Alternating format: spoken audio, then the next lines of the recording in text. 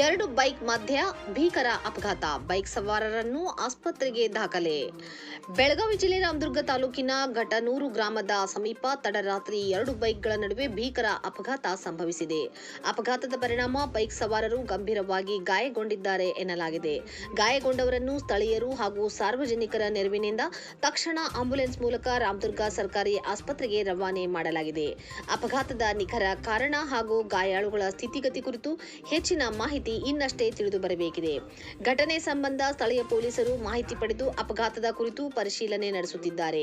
ಹೆಚ್ಚಿನ ಮಾಹಿತಿ ಲಭ್ಯವಾದಂತೆ ನಿಮ್ಮ ಇಂಡಿಯನ್ ಟಿವಿ 24x7 ಕನ್ನಡ ಸುದ್ದಿ ಮೂಲಕ ತಿಳಿಸಲಾಗುವುದು.